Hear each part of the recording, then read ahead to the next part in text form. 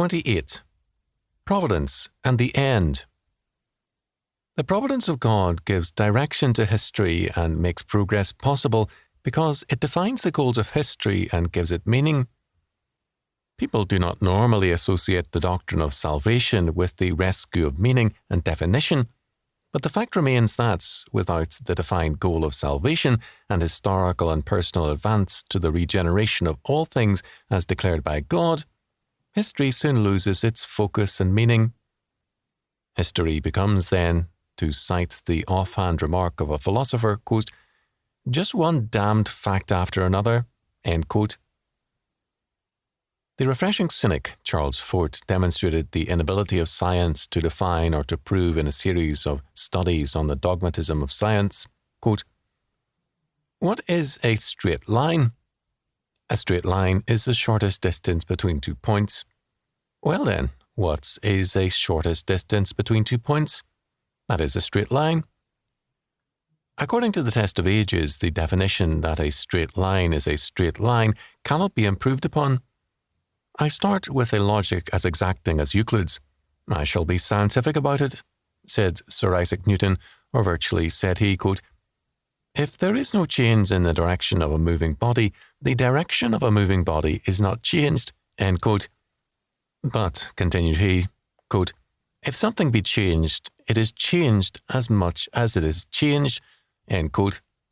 So, red worms fell from the sky in Sweden because from the sky in Sweden, red worms fell. How do the geologists determine the age of rocks? By the fossils in them. And how do they determine the age of the fossils? By the rocks therein. Having started with the logic of Euclid, I go on with the wisdom of a Newton, end quote. The thing to do was to accept it in its day, but Darwinianism, of course, was never proved. The fittest survive. What is meant by the fittest? Not the strongest, not the cleverest.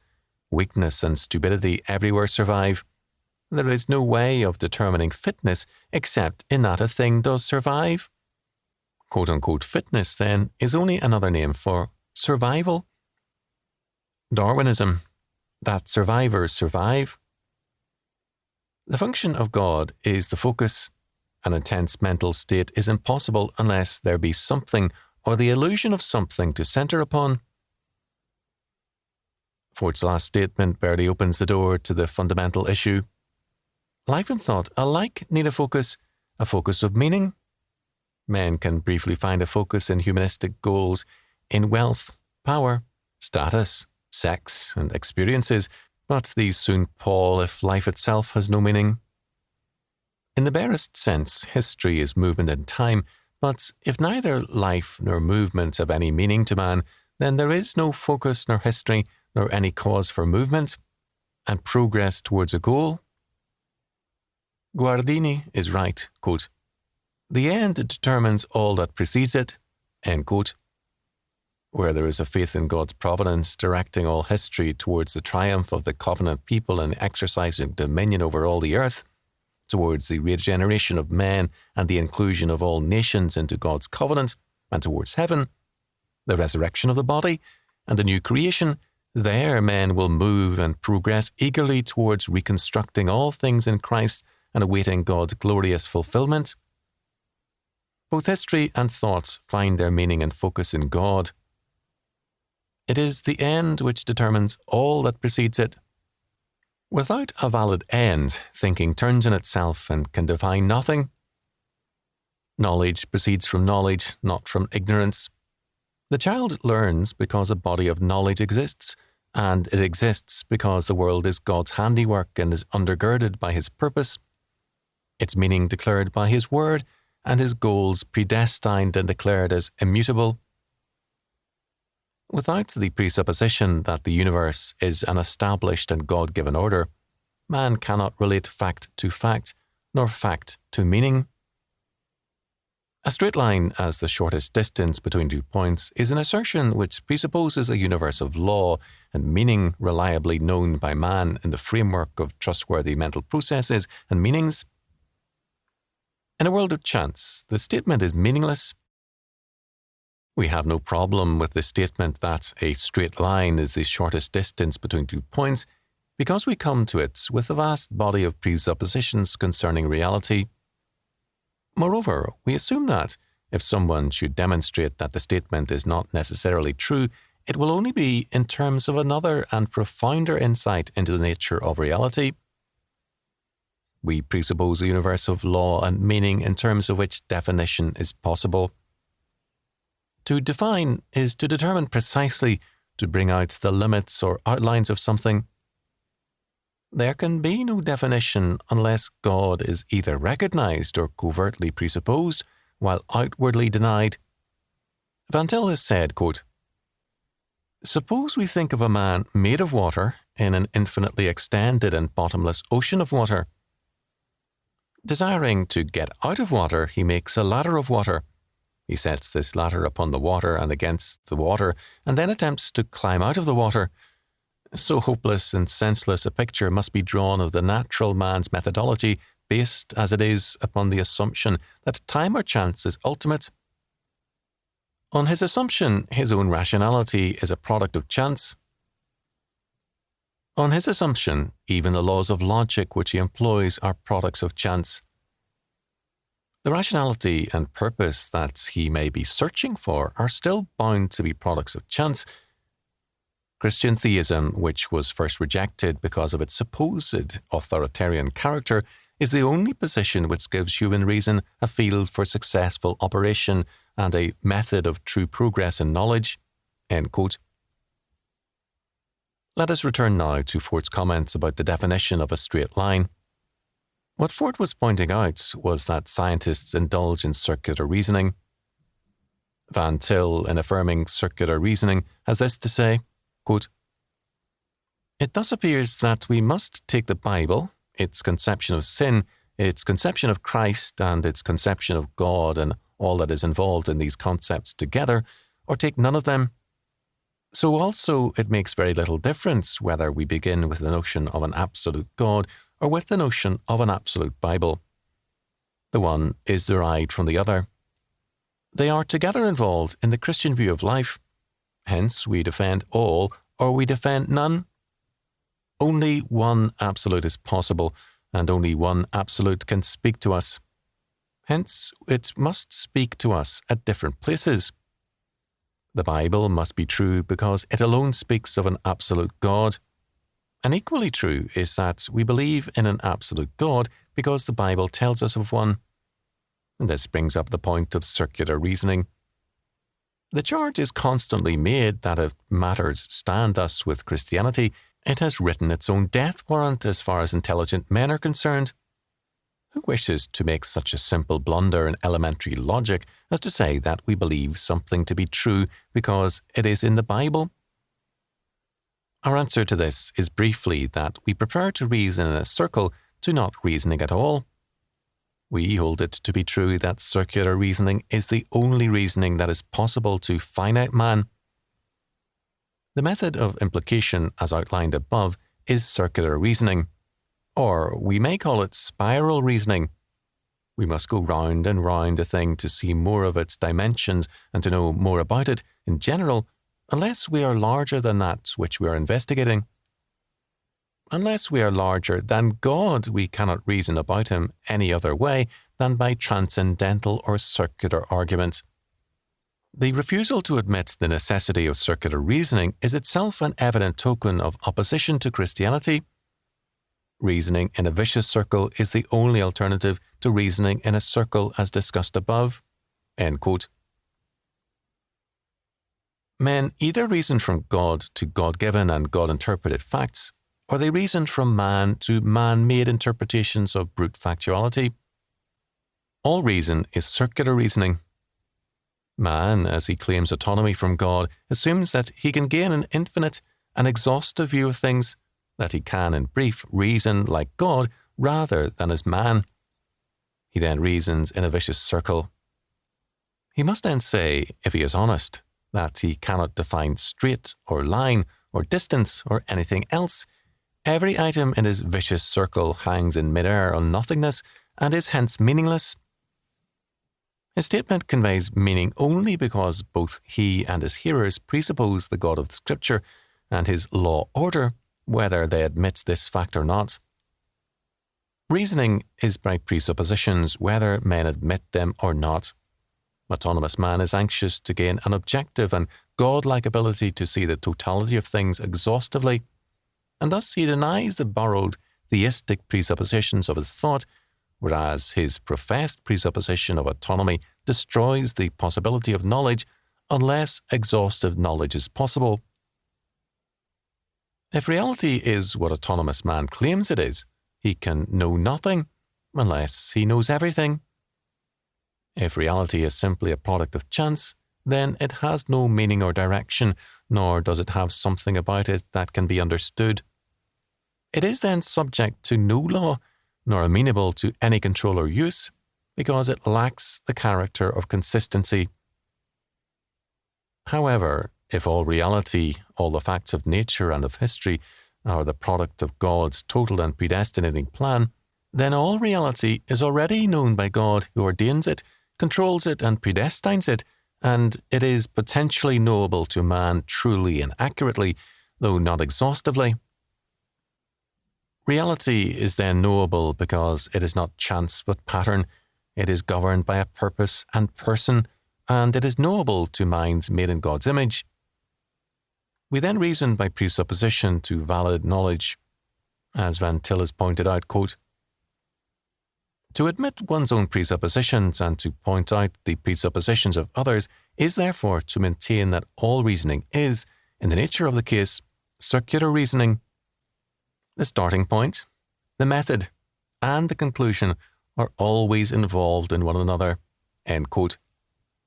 Since, quote, "the starting point, the method, and the conclusion are always involved in one another," end quote, to avoid circular reasoning from God to God-given facts and thence to conclusions is to avoid reasoning at all, unless one covertly borrows the premises of God's order while denying it. To begin with nothing and to go to nothing adds up to nothing.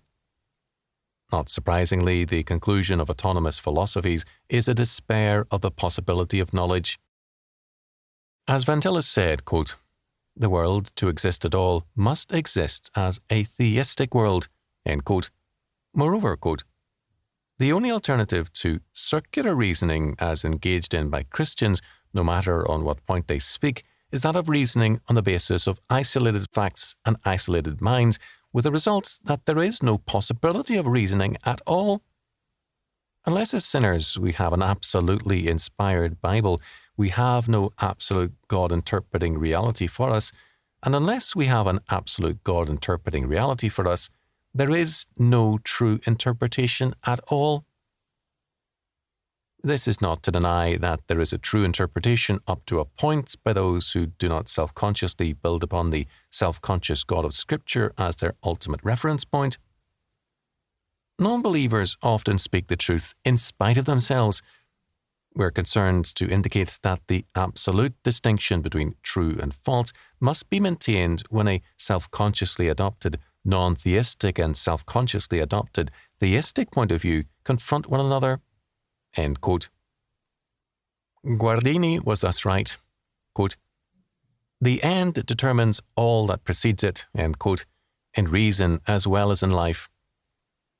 The doctrine of progress fades when it is separated from the providence of God. Earlier, the first three sections of the Westminster Confession of Faith, chapter 5, quote, of Providence, end quote, were cited. The remainder of that chapter is relevant to our present purpose. Quote, 4. The almighty power, unsearchable wisdom, and infinite goodness of God so far manifest themselves in his providence that it extendeth itself even to the first fall and all other sins of angels and men, and that not by a bare permission, but such as hath joined with it a most wise and powerful bounding, and otherwise ordering and governing of them in a manifold dispensation to his own holy ends, yet so as the sinfulness thereof proceedeth only from the creature, and not from God, who, being most holy and righteous, neither is nor can be the author or approver of sin. 5. The most wise, righteous and gracious God doth oftentimes leave for a season his own children to manifold temptations and the corruption of their own hearts, to chastise them for their former sins, or to discover unto them the hidden strength of corruption and deceitfulness of their hearts, that they may be humbled, and to raise them to a more close and constant dependence for their support upon himself, and to make them more watchful against all future occasions of sin, and for sundry other just and holy ends. 6. As for those wicked and ungodly men whom God, as a righteous judge for former sins, doth blind and harden, from them he not only withholdeth this grace, whereby they might have been enlightened in their understandings, and wrought upon in their hearts, but sometimes also withdraweth the gifts which they had, and exposeth them to such objects as their corruption makes occasion of sin, and withal gives them over to their own lusts, the temptations of the world, and the power of Satan, whereby it comes to pass that they harden themselves, even under those means which God useth for the softening of others. 7. As the providence of God doth, in general, reach to all creatures, so, after a most special manner, it taketh care of his church, and disposeth all things to the good thereof. End quote. As Clarke has pointed out, the doctrines of predestination and providence both show God's controlling power over all things. Predestination declares the foreordination of all things by God, and it is specific and particular. Providence declares the care exercised by God over all the universe, and the ordering of all things in terms of his glorious purpose. Neither doctrine can be confused with fatalism, which denies, quote, that the universe has a purpose. Natural processes seem not to be detected to any foreseen end. End quote. Fatalism sees a mindless, purposeless regularity to things. In the popular view of fatalism, man can do nothing to avert the things which shall come to pass. As against this, providence and predestination teach the responsibility of man and the necessity for action by man. Providence is a doctrine which assures us that those who believe in God through grace and who obey God's law have the assurance and certainty of his glorious victory. The end established by God also determines all that precedes it, in their lives and in all things around them. In terms of that end, victory in time and eternity, a new creation and the resurrection of the body, the believer moves providentially. He is future-oriented. He knows what his destiny is, and he cannot live only in terms of the hour. If this faith is denied, man reacts logically to death as the end. St. Paul cited the attitude common in his day, quote, "What advantageth it me if the dead rise not? Let us eat and drink, for tomorrow we die." 1 Corinthians 15:32. The end logically determines all that precedes it, and despite efforts of men to forestall the logic of the end by positing a different way thereto, the end soon casts its shadow of meaninglessness over all their lives. The poet James Thomson, 1834 to 1882, came to believe that, quote, "The world rolls around forever like a mill. It grinds out death and life and good and ill. It has no purpose, heart, or mind or will." Believing this, he consistently and logically refused to believe that life could add up to any meaning. Instead, he faced it with the conviction and the sense that every struggle brings defeat. Because fate holds no prize to crown success, that all the oracles are dumb or cheat, because they have no secret to express, that none can pierce the vast black veil uncertain, because there is no light beyond the curtain, that all is vanity and nothingness. End quote. Not all who shared Thomson's belief in an ultimate nothingness were as logical as he, but sooner or later an epistemological self-consciousness set in, an awareness of what their faith implied. If, quote, there is no light beyond the curtain, end quote, then indeed, quote, all is vanity and nothingness, end quote. The history of civilizations and cultures amply demonstrates that indeed, quote, The end determines all that precedes it, end quote.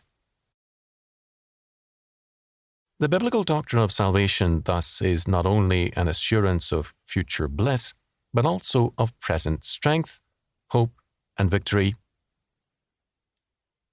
"Let us eat and drink," said the cynics of the Roman Empire, "for tomorrow we die." Earlier, the proverb had been, "Let us eat, drink, and be merry, for tomorrow we die," but now even merriment was disappearing from life. The economics of this proverb was an economy geared to quick consumption without concern for the future, and this meant the erosion of tomorrow. A similar attitude prevails in the 20th century. In 1909, C.W. Eliot, for many years president of Harvard, said in a commemoration address, quote, "The religion of the future should concern itself with the needs of the present, with public baths, playgrounds, wider and cleaner streets and better buildings." End quote. Living for the moment means surrendering any hope for the future.